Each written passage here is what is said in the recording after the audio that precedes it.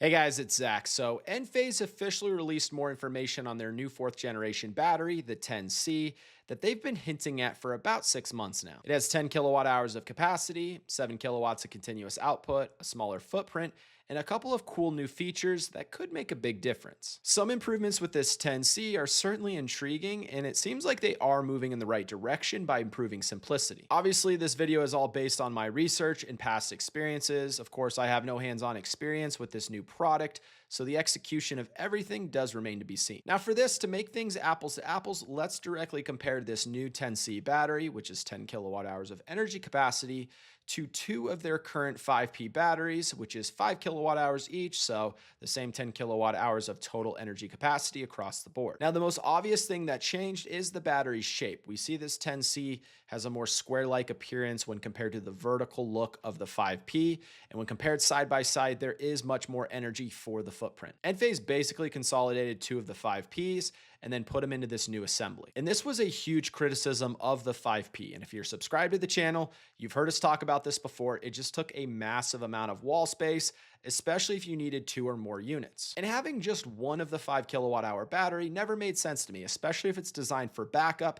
So I really never understood why they made a 5 kilowatt hour battery to begin with. So having 10 kilowatt hours as the new standard makes sense. Oh, and if you are new to the channel, welcome. My name is Zach. Thanks for stopping by. Here we're going to talk about solar, batteries, and do reviews like this. So if that's content that you typically enjoy, please hit that subscribe button. I really do appreciate your support. So capacity, the name kind of gives it away, 10 kilowatt hours per unit. And then when moving into power output, this is where I was really hoping to see a big push from Enphase, like we saw with Tesla from the Powerwall 2 to the Powerwall 3, and like we saw with Franklin from the A-Power 1 to the A-Power 2 as well. I thought Enphase would respond with a bigger punch here to remain competitive. Now, when compared to two of the 5Ps, this is actually a slight decrease, which I didn't quite understand. Two of the 5Ps could do 7.68 kW continuous and over 15 kW for 3 seconds. So I found that interesting that this is a small step backwards, but I suppose if it's taking up significantly less space, you could just add more batteries. Also keep in mind that this is an AC coupled design, so you do get the addition of any incoming solar generation to contribute to the output of the battery to help meet the home's real-time power needs. So for example, if you're generating 5 kilowatts of solar, you would technically have 12 kilowatts of continuous power, 7 plus 5, to help cover any of the load. Side note as well, if you are in the market for solar and a battery system for your home, go ahead and book a discovery call with me. We'll see if it makes sense for you. Look at some numbers. Click the link at the top of the description below. It's completely free, takes 15 minutes, and I will be as transparent as possible to make things simple. I work directly in Arizona, Texas, and Nevada, but I have partners I trust all over the US who offer Enphase as well as Tesla and Franklin. Now the 10C's LRA, which is how we measure the peak startup for AC units, is at 90. Two of the 5Ps came in at 96 LRA, so another small reduction there. Regardless, with either option, you're probably not going to be able to back up an AC unit unless you add a soft start to decrease its LRA, but perhaps I'm missing something there with their load control feature. Some things that stayed the same, they're still using LFP chemistry, still have that 15-year warranty, and they're still indoor or outdoor rated. For those of you with an existing Enphase solar-only system, you should be able to add a 10C battery to your setup, but I believe you would need to upgrade your combiner to the new Combiner 6 for them to all be compatible. For those with existing Enphase batteries, Enphase is working on making them compatible with the 5Ps through a software update.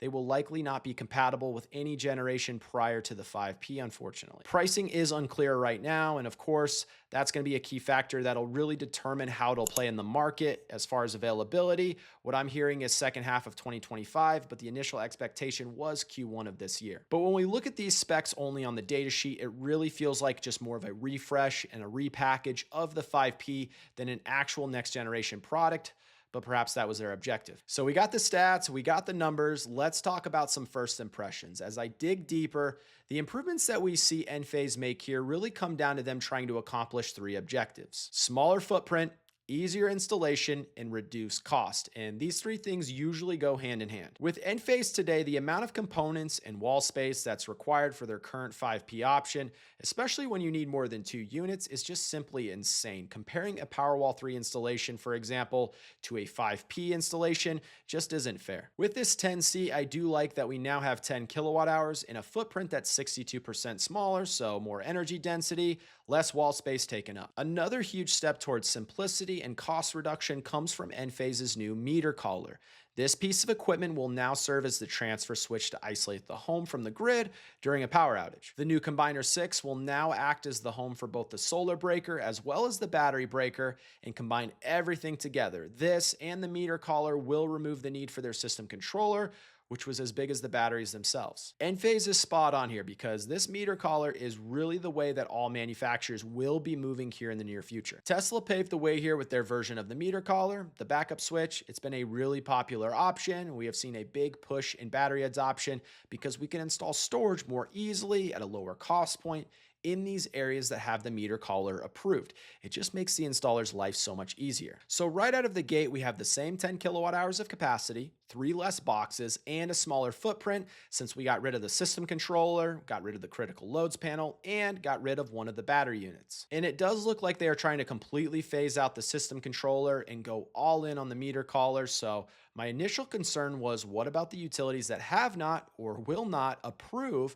of this meter collar solution to be integrated? And it appears Enphase is proposing use of the meter collar in all situations. You would just have to have it installed in a separate meter socket, not the utilities, and this would allow for a nice workaround here. You would still need to potentially relocate your backed up loads in a critical loads panel so that they're downstream of the intercept, but this is still an option. To me, these changes are the biggest improvement, not the battery and the specs on it, because as we can see, nothing really changed. And that's not a knock, but I just feel like it's undersized and underpowered when comparing one of their batteries to one of the competitors like Tesla or Franklin, but it is a smaller battery. This to me just feels more like a refresh of the 5P than an actual next generation battery option. I would say that 2 of these 10C batteries would likely be the standard for most homeowners to really offer a true whole home backup solution, which is the goal when you have a meter collar. So that'd be 20 kilowatt hours of capacity, 14 kilowatts of continuous output, which puts us in a strong position.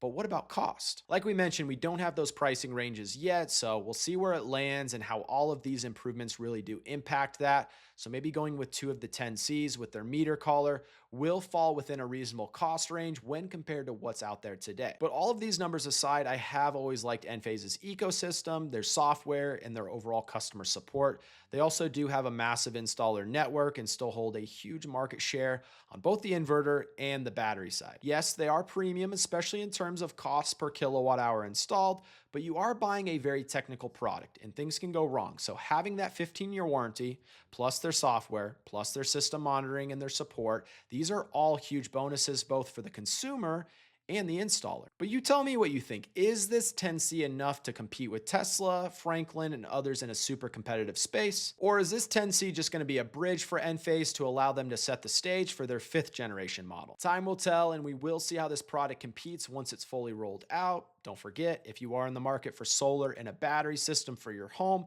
book that discovery call with me by using the link below. It's completely free, zero pressure, and takes just 15 minutes. Thanks for watching. Don't forget to subscribe to the channel, and we will talk next time.